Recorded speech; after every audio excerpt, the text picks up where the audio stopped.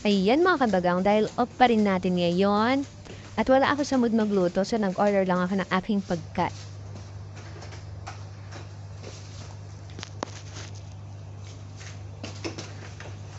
Kuya,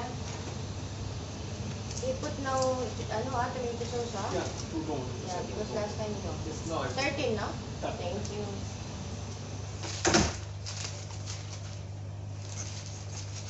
At ayan na nga, na-receive na natin ating in-order at syempre ang ating paboritong mandi rice. No, di ba?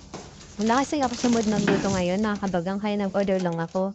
Sulit naman kasi itong in-order ko na to kasi bukod sa mura na siya, dalawang kainan ko pa yan. So, ayun na nga, pinrepare ko na. O, diba? O, yung isang natira para yan mamaya. At syempre, meron silang pasabaw at sausawan at gulay. Masarap po talaga yan. My favorite here in Abu Dhabi. So, ayan mga kabagang, kain na tayo.